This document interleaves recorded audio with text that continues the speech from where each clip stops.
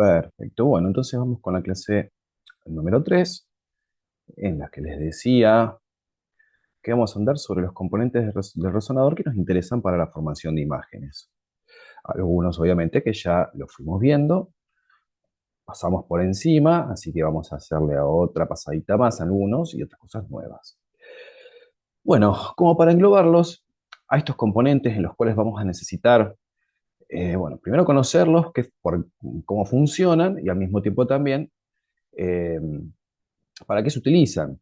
Fíjense, por ejemplo, tenemos también aquí sistemas de detección de signos vitales, o sea, reconocer un ECG o una onda respiratoria, ya sea para gatillado cardíaco o gatillado respiratorio, que son estudios que por el hecho ya de tener que se utiliza gatillados respiratorios o cardíacos, hace que se prolonguen un poco los tiempos.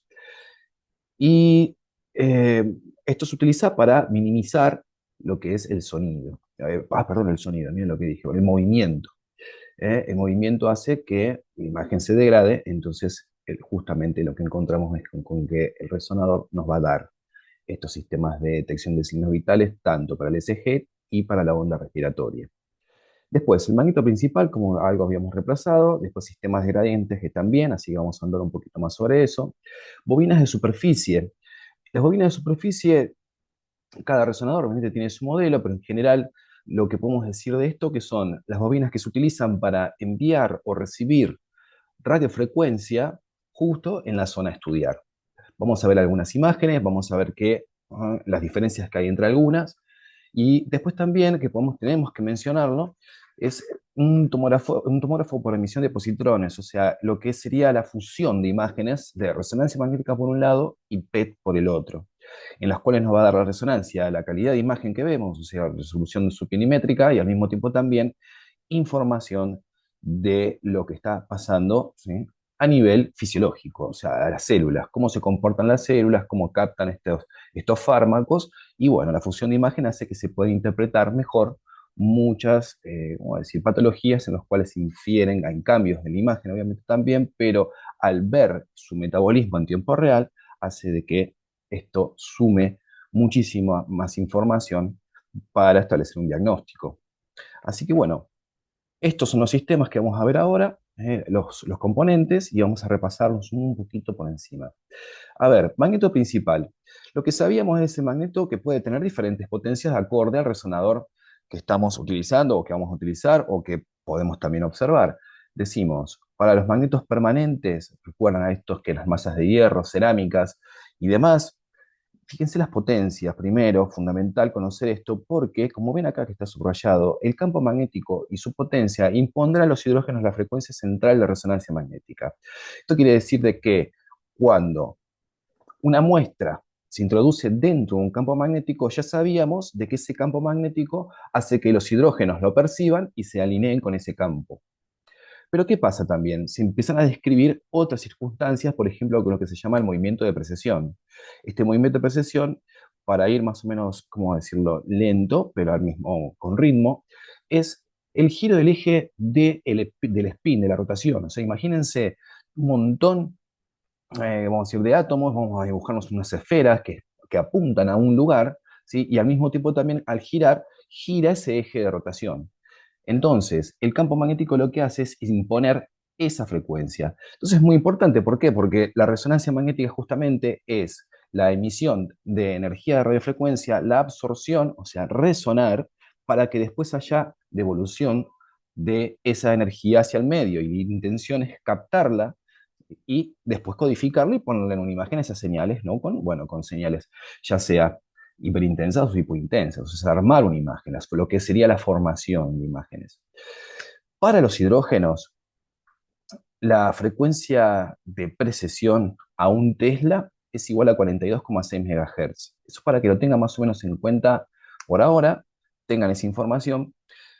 Esto por eso les dije solamente para los hidrógenos. Para otros elementos que son más grandes, en los cuales también tienen ese electrón desapareado que les confiere un momento magnético importante, al ser más grande, la frecuencia de precisión es menor. Pero más o menos a los hidrógenos, 42,6 a un Tesla. Potencias. Entonces, para los permanentes, de 0,23 teslas hasta 1,02 teslas, podemos encontrar diferentes tipos de estos magnetos.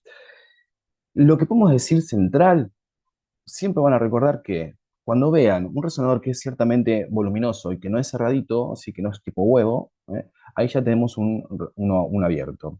Pero después también hay dedicados. Habíamos visto un dedicado a articulaciones, pero también hay, por ejemplo, un dedicado a la cabeza, que también tiene una potencia de un Tesla. Es una potencia magnética muy alta. O sea, se tiene que lograr que mida o que tenga esa fuerza, ese campo magnético.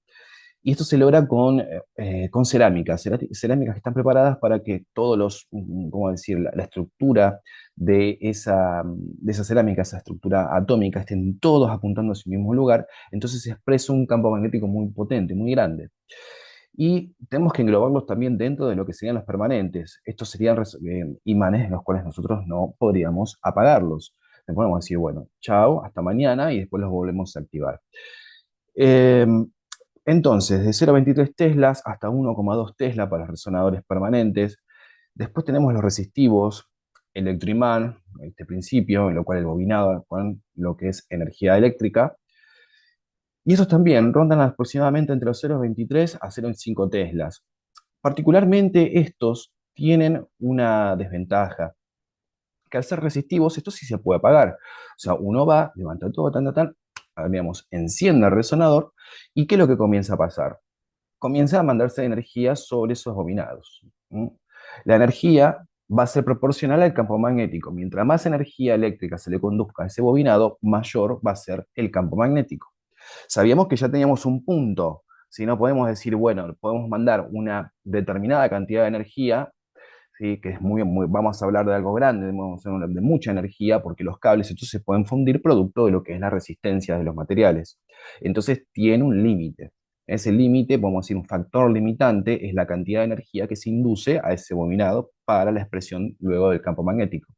Entonces podemos encontrar de 0,23 a 0,5 y lo que sucede con estos resonadores es que lleva esto mucho tiempo, más o menos unos 30 minutos hasta que, vamos a decir, el bobinado, la energía y el campo magnético que se expresa se nivele, quede siempre a la misma intensidad, porque como vemos ahí arriba, dice que tiene que ser el campo homogéneo, estable y ordenadamente conocido. Tenemos que saber cuánto es la potencia de ese campo magnético porque va a ser que justamente el cual nos va a dar la frecuencia central de resonancia magnética. Después, para los superconductivos, ya habíamos hablado también de cómo eran los superconductivos, bobinados, pero la diferencia era que habían en ese bobinado de cables metales o aleaciones metálicas que hacen de que se exprese una propiedad, la propiedad de la superconductividad, por eso son superconductores. La potencia comercial 1,5 a 3 teslas, no más que esto. Pero experimentalmente sí vamos a encontrar de 7, de 11 hasta de 45 cuando son estos magnetos híbridos superpotentes, que espero que hayan visto el videito ese que les dejé, que es muy interesante. Esto por un lado, vamos a pasar por aquí a la siguiente. Vamos a andar un poquito más sobre el superconductivo. Acá lo que estaríamos viendo es, vamos a decir, es un corte, vamos a decirle, axial a un tubo, ¿no es cierto? Acá, o podemos decir también un coronal, bueno, más o menos como lo podemos expresar, pero sería un corte de lo que estamos viendo en este caso. Y lo que es importante saber de esto es que donde se encuentra el bobinado de cables está el criógeno, que es helio líquido. Este helio líquido tiene una temperatura. ¿Por qué? Porque es lo que sería el estado de agregación de la materia. Para que el helio se vuelva líquido, tiene que estar a 4 grados Kelvin, o sea, menos 269 grados bajo cero. Y al mismo tiempo también tiene que ser un entorno que mantenga esas mismas condiciones. Entonces ese entorno lo que sucede es que está sellado al vacío. Entonces se introduce el helio líquido sobre ese bobinado, hace que esto se enfríe a esta temperatura y que la aleación metálica de niobio y titanio proyecten o expresen esa propiedad, lo que era la superconductividad.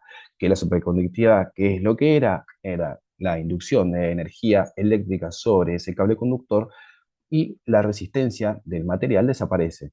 Entonces, virtualmente, uno puede hacer subir esa potencia acorde a la cantidad de energía eléctrica que se induce sobre el bobinado. Y en este caso no nos vamos a encontrar con lo que es la resistencia del material al paso de la energía y que se disipaba en calor, recuerden eso. La energía se disipa en calor, entonces se funden, estos no. Después lo que hay que mencionar también sobre estos, que además de las válvulas de seguridad, porque recuerden que también tenían que tener una válvula de seguridad hacia afuera en el caso de que se produzca algún desperfecto y suceda un quench. Un quench es la pérdida de vacío dentro de la cámara sellada en donde el helio líquido al levantar o al, es decir, sumar la temperatura de en ese lugar, ese recinto cerrado, hace de que cambie esta agregación de la materia. Entonces, de líquido va a pasar a gas y es realmente un volumen muy, muy importante. Estos llevan aproximadamente 500 litros, son dos chanchas gigantes de acero en las cuales se les pone, donde se transporta el helio líquido y se pasa como con unas mangueras que son como una especie de, vamos a hablarlo como una inyección, vamos a decir, una aguja, ¿verdad? Que se pone ahí y se cargan. Es un volumen muy importante. Y para tener más o menos una idea de lo que es un cambio de estado de sólido de líquido a gaseoso, vamos a encontrar de que el volumen puede multiplicarse por 700 veces aproximadamente, así que imagínense 500 litros por 700 es una cantidad pasmosa. Entonces todo esto lo que tiene que hacer es una medida de seguridad que tiene que tener un lugar en donde se vacíe hacia el exterior.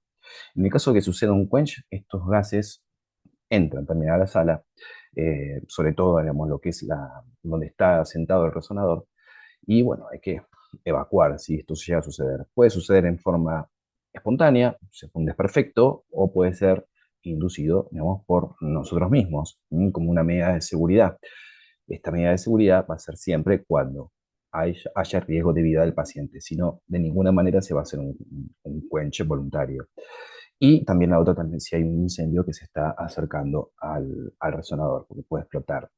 Entonces, eh, como para los superconductivos, esto tenerlo en cuenta, lo que es la superconductividad, las aleaciones metálicas, la temperatura, que lo enfría obviamente, que es el helio, y al mismo tiempo también del vacío, que hace de que las condiciones de temperatura y de presión se mantenga estable, ¿sí? Para que ese helio se mantenga líquido.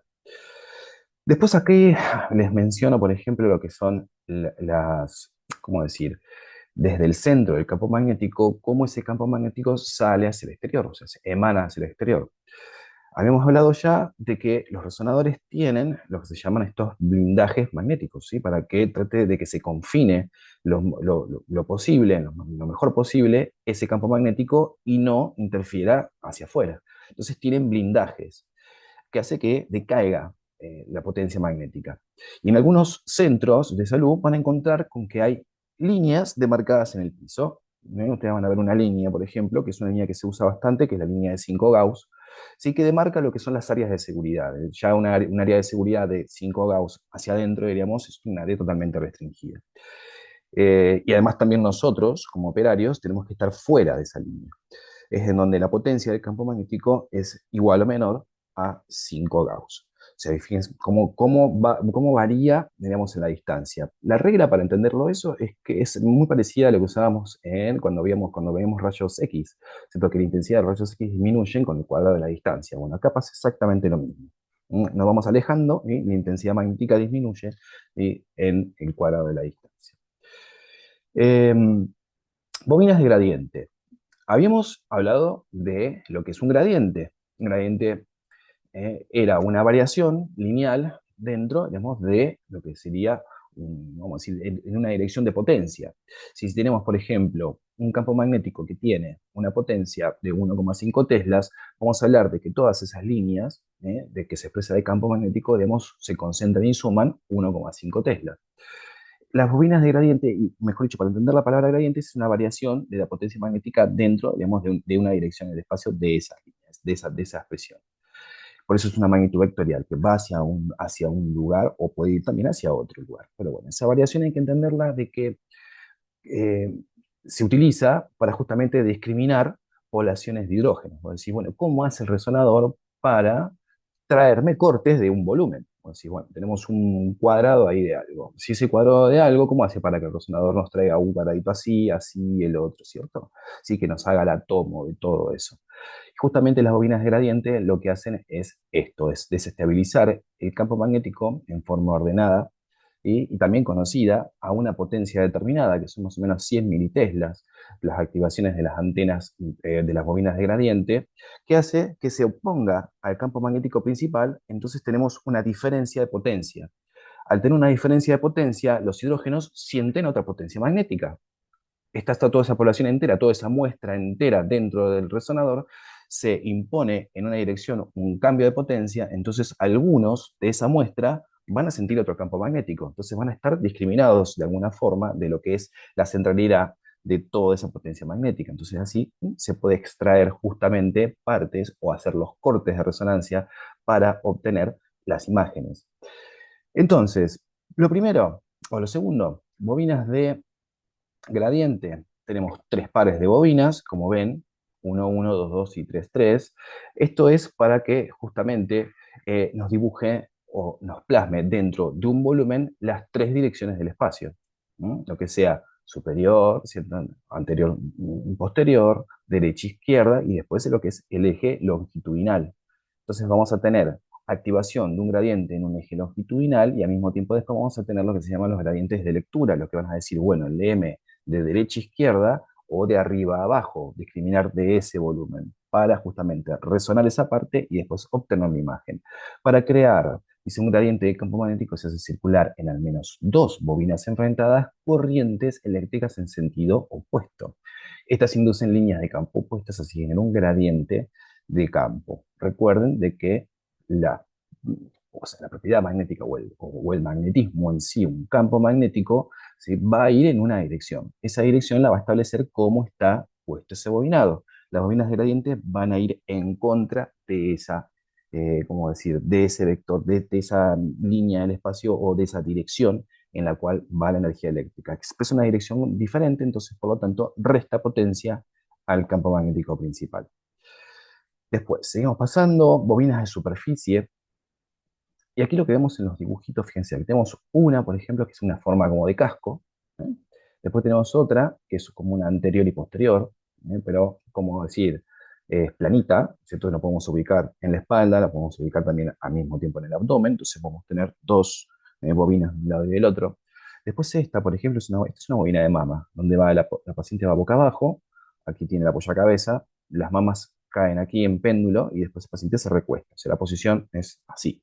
La paciente se acuesta boca abajo, la mama en péndulo, y lo que hacen las bobinas de superficie es justamente lo que hablábamos anteriormente, emitir y recibir radiofrecuencia y radiofrecuencia de resonancia. ¿Sí? Porque esta discriminación, recuerden, siempre vamos a trabajar en el rango de las radiofrecuencias. Una cosa es la emisión de energía y la otra es la recepción de esa energía que nos viene del paciente, que eso es lo que nos interesa después para ponerle en una imagen. Entonces, vamos a tener de diferentes tipos, ergonómicas, se adaptan a lo que es la posición del cuerpo. Hay bobinas que son flexibles, inclusive, uno puede envolver las zonas, ahí, tac. Esto no quiere decir de que emite y reciba. Hay algunas que no. Hay algunas que solamente reciben la señal de radiofrecuencia de resonancia y la emisión de la energía de radiofrecuencia es por la bobina central que tiene el campo magnético, que se la conoce como Q-body, por ejemplo, para los General Electric, que es para ese resonador. La idea de las bobinas es que el paciente, obviamente, esté lo más cómodo posible, que no se nos mueva. Después, fíjense que aquí tiene un espejo, ¿eh? Ese espejito sirve para que el paciente esté acostado boca arriba acá, mire, ¿sí? Y al mismo tiempo rebote la luz, entonces mira hacia afuera. Hace que el paciente tenga, primero, digamos, una sensación de menor de encierro, hace de que pueda estar mirando hacia afuera, y después también se utilizan para proyectar imágenes, para proyectar trabajos, para proyectar cualquier cosa, para lo que son estudios de resonancia magnética funcional, en lo cual necesitamos, o queremos, mejor dicho, estudiar cómo se activa el cerebro, ¿no?, ante algún estímulo, ya sea sensorial en el caso visual, o también en el caso de que si se proyectan imágenes que tienen algún trabajo, por ejemplo, de matemática, para que el paciente haga cálculos, eh, y ver cómo se le activa el cerebro en tiempo real. De estas bobinas yo les muestro tres, pero tengan en cuenta, hay cientos, o sea, un montón. Esta que está en el medio, por los colorcitos así, que tiene naranja, esta tiene que ser una de Philips. ¿Mm? Y otra de las cosas para comentarles es que las bobinas de resonancia magnética tienen canales en los cuales son de emisión y de absorción de energía. Mientras más canales tiene, mejor va a ser esa bobina. Pero ¿qué pasa? Hay una pequeña trampita en eso. No necesariamente una bobina de 8 canales o de 16 canales nos va a dar una buena señal. Por ejemplo, si comparamos hacer una cabeza entera dentro de esto, o podemos hacer una mano dentro de esto. Lo que va a pasar es que si hacemos una estructura que es de menor tamaño, acorde a lo que es la bobina, va a haber mucha dispersión de lo que es la radiofrecuencia y la imagen va a venir ruidosa. Va a venir una imagen con ruido. Y eso también no lo queremos en resonancia. Es artificio, es una imagen de mala calidad. Entonces se trata de que las zonas en las cuales se estudia, las bobinas queden lo más pegadas posibles a la estructura que estamos estudiando. La de rodilla, por ejemplo, tiene una formita, inclusive hasta tiene una parte así redonda donde se ubica, donde se apoya, hablamos del hueco popliteo, ¿sí? Que hace que la rodilla quede en una posición. Hay algunas que son, por ejemplo, también para tobillo y pie, que son todas juntas, ¿sí? Para hacer todo el tobillo y todo el pie, para que tenga una muy linda señal. Y a veces también hay que improvisar, porque no vamos a tener, o mejor dicho, a veces todos los lugares no tienen todas las herramientas necesarias para poder hacer alguna determinada región. Entonces pasa que a veces una mano la terminas haciendo en una bobina de cerebro, por ejemplo. Esas son situaciones que se suelen dar. Pero tengan siempre eso en cuenta, lo más pegado posible a la región anatómica, lo más pequeña posible, que se adapte a la posición. Y en el caso siempre utilizar, bueno, las que están diseñadas para las regiones en las cuales estamos trabajando. Recuerden entonces, las bobinas de radiofrecuencia hacen de que se emita la radiofrecuencia y se reciba, o en su defecto solamente recibir la señal. Nada más. Esas dos funciones y hay que aclararlo porque hacen los dos trabajos. Después, detección de signos vitales, lo que les decía, vamos a encontrar que el resonador nos va a dibujar una onda respiratoria, como vemos aquí, donde el paciente inspira y después exhala. Inspira, exhala, exactamente. Entonces le decimos al resonador, bueno, a ver, ¿dónde nos vas a traer la imagen? ¿O dónde nos interesa a nosotros, mejor dicho, obtener, ¿sí? O mandar un pulso de radiofrecuencia para después obtener una imagen de ahí? Fíjense que en este caso muestro cómo, con estas líneas verdes que ven aquí, ¿sí? Lo que sería la emisión de los pulsos, ¿sí? Y siempre lo que se hace en inspiración, ¿no? Cuando el paciente exhala, baja el abdomen y eso hace que sea mejor para nosotros la obtención de imágenes. ¿Por qué no en inspiración? Porque a veces los pacientes no tienen una onda regular de respiración. Y algunos respiran un poco más profundo, otros más superficial. Entonces tendríamos ondas de diferentes tipos. En cambio, siempre a lo mínimo, como decir, a lo que es cuando exhala el paciente, podemos decirle que justamente nos mande ahí la radiofrecuencia como para poder obtener una imagen cuando la anatomía se encuentra prácticamente igual y no hay variaciones de profundidad. Entonces eso hace que las imágenes no nos vengan, como decir, salteadas, ¿cierto? Es decir, que no queremos eso justamente. Entonces siempre un consejito de hacerlo cuando el paciente exhala, ¿cierto? Ahí, justo en la base o casi en la base de lo que es la onda respiratoria. Esto es un sensor que se coloca en el estómago, sin el abdomen, ¿no? Un sensor es una varilla, como una gomita, vamos a decirle, ¿sí? Y cuando justamente el paciente inspira, este sensor eleva y baja. ¿Eh? Entonces así detecta lo que es esta onda respiratoria. Después, para el ECG, un QRS, vamos a decirlo normalito, o sea, lo que es la descripción gráfica de la, la actividad eléctrica del corazón. ¿Sí? Cuando está el corazón en sístole, o sea, que está con el pico de arriba, o sí, o en diástole, cuando relaja. ¿Sí? También la idea es hacer, cuando se hacen estudios, por ejemplo, para el corazón, cardiorresonancia, hacer, decirle al resonador que sense o que nos mande la radiofrecuencia justamente cuando está en diástoles. En sístoles no, porque también hay perturbaciones en las sístoles, sobre todo si son corazones patológicos, entonces en las diástoles es mejor, en relajación es mejor. Y esto, como les decía, tiene, digamos, su parte, como así, como negativa, vamos a decirle, una cosa así. Tanto para abdomen como para pelvis y tórax, la respiración es como un enemigo, o sea, el movimiento respiratorio es un enemigo, entonces lo necesitamos sí o sí, no podemos hacer exploraciones de ese tipo, a menos que lo hagamos con apneas, que es otra variante. En este caso, ¿cómo sería una apnea? Un paciente respire hondo, suelte todo el aire, no respire. Y ahí, cuando no está respirando, mandamos los pulsos de radiofrecuencia y después hacemos la respiración después, unos 15, 20 segundos. Pero no todas las secuencias tienen esto. ¿Por qué? Porque lo que son los parámetros extrínsecos de resonancia magnética hace de que, por ejemplo, una matriz que sea bastante grande, en la cual tenemos buenas cantidades también de adquisiciones de esa matriz, no podemos trabajar con apneas. Entonces es mejor con respiración libre, respiración que el paciente respire, ¿sí? Y que se vaya haciendo el estudio y se nos va a prolongar, obviamente, pero la calidad de imagen va a ser mejor. Em, bueno, después no mucho más de esto. Recuerden para la utilización de estudios con gatillado, ya sea respiratorio o cardíaco. Hay estudios o variantes de estudio, variables de estudio en las cuales se utilizan los dos. Por ejemplo, para las dinámicas de líquido cefalorraquídeo vamos a utilizar los dos. ¿eh? Imagínense como el resonador sensa cómo se mueve el líquido cefalorraquídeo por el cerebro, por la médula, por todo. O sea, y siempre va sincronizado al latido cardíaco. ¿Sí? El líquido se mueve acorde a cómo el corazón bombea. Ya sea, y uno eso lo ve, lo puede ver en imágenes. Muy interesantes son esos estudios.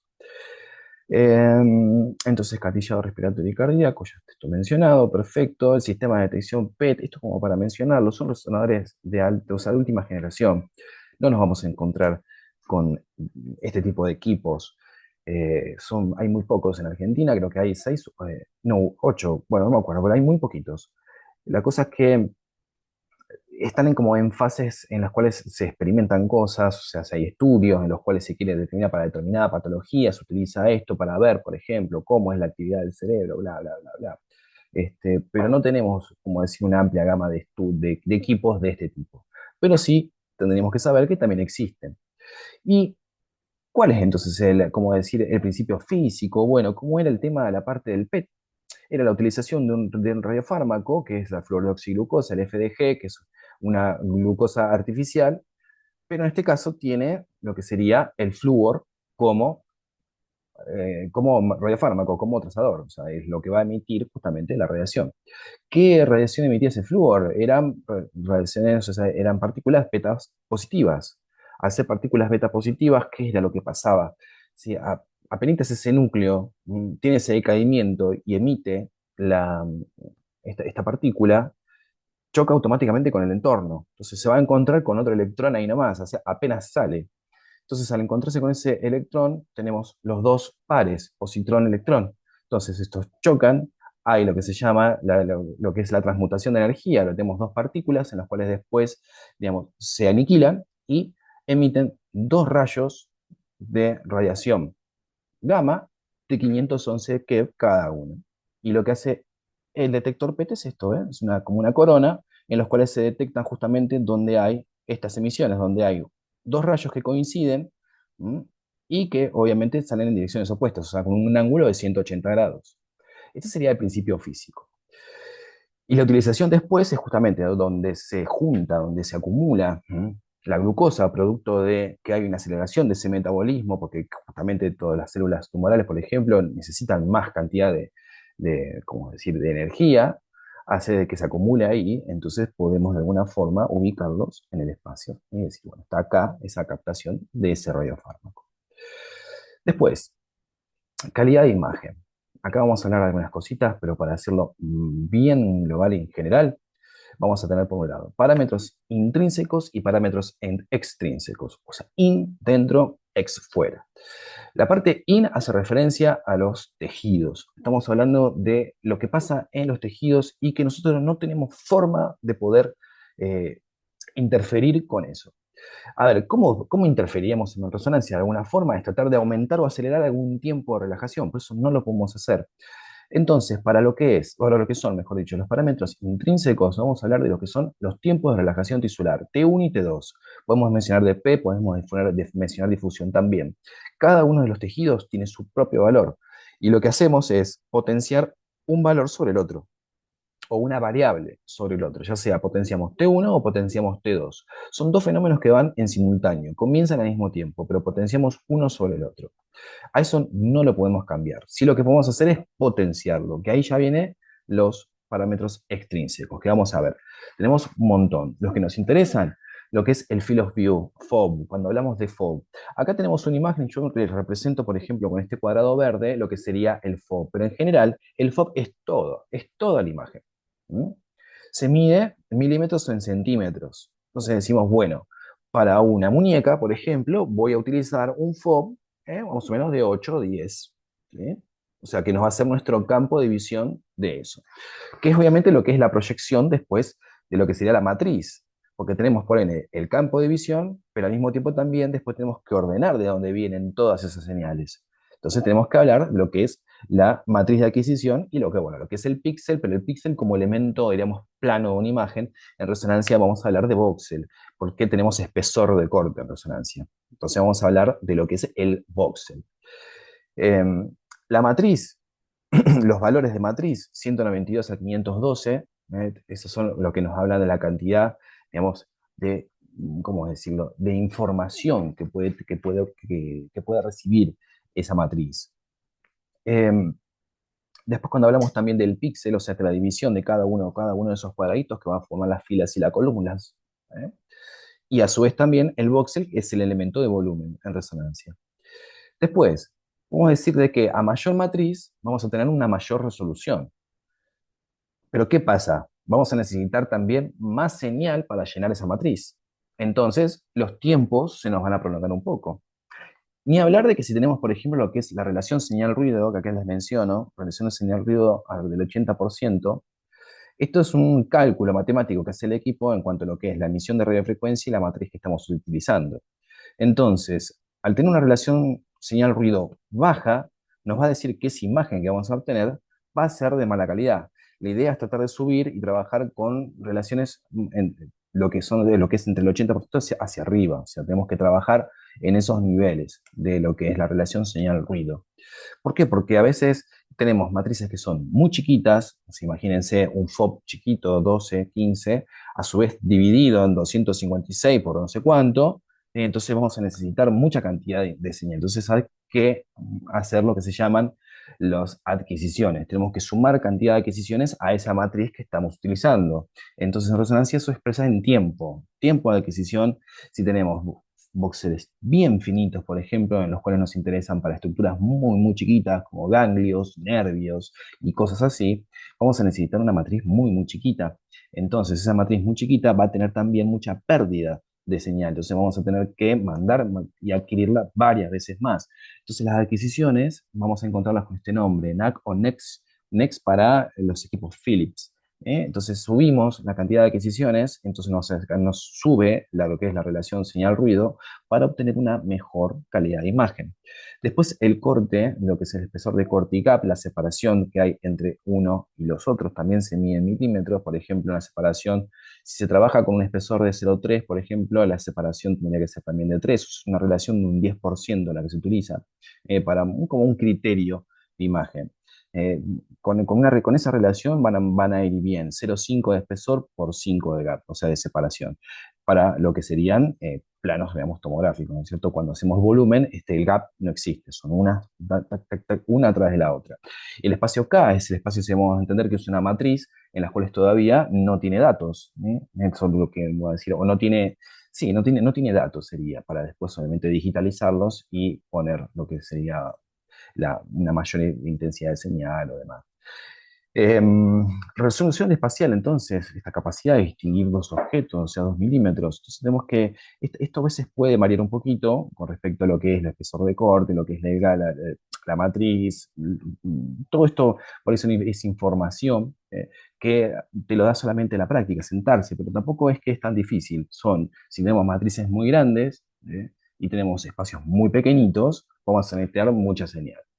Si ahora tenemos una matriz muy grande, pero estamos estudiando un volumen importante, vamos a tener que, no vamos a necesitar adquirirlos tantas veces porque vamos a tener una buena señal, por ejemplo. ¿Sí? Son como cuestiones que se relacionan una con la otra.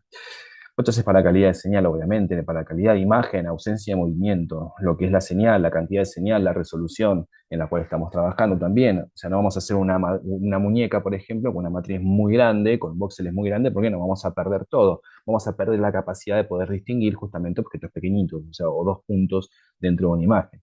Y después el contraste del tejido como parte de lo que es T1 y T2. Aquí les muestro algunos artificios. Los voy a pasar un poquito rápido, me quedan ahí 2 minutitos nomás. Artificios por movimiento, vamos viendo, metálicos. Fíjense cuando es una secuencia en la cual tiene un pulso de saturación de la grasa, cómo se nota más, ¿no?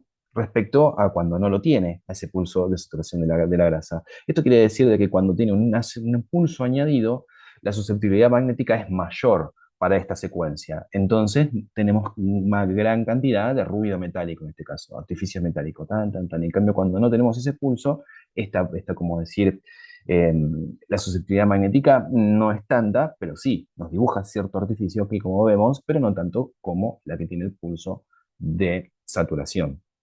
Después pasamos a algunos, por ejemplo, también tenemos en estas imágenes de T2 estrella, en los cuales tenemos vacíos de señal aquí, producto de lo que serían depósitos de ferritina, por ejemplo, vacíos de señal. Después también tenemos lo que es el aliasing, cuando se envuelve una imagen con la otra. Fíjense, acá tenemos huesos que decimos, bueno, pero acá tenemos parte del dedo gordo. ¿Qué hace acá un metatarsiano? ¿No es cierto? Estamos estudiando justamente un calcáneo. ¿Qué hace ahí? ¿Sí? ¿Qué pasa? Esto se envolvió en la imagen. ¿Sí? Hubo lo que se llama envolvimiento, aliasing. En el material van a encontrar cómo, ¿sí?, ir sacando todos estos artificios. Para algunos que se pueden corregir, otros que no. Pero bueno, el aliasing es uno, es abrir el FOB o utilizar las herramientas tecnológicas. Después tenemos también el latido cardíaco, fíjense cómo te dibuja acá estos ruidos, ¿eh? También se pueden sacar estas bandas de Guitzky, artificios de troncadura, como vemos, de susceptibilidad magnética también, un lado y el otro, y demás. Y estos son artificios de Cordero, estos son tecnológicos, estos sí no lo podemos evitar, son desperfectos. Así que bueno, esto es por la clase de ahora. Corto, unos 10 minutitos, y seguimos con la parte de cerebro. Así que nos vemos en un ratito.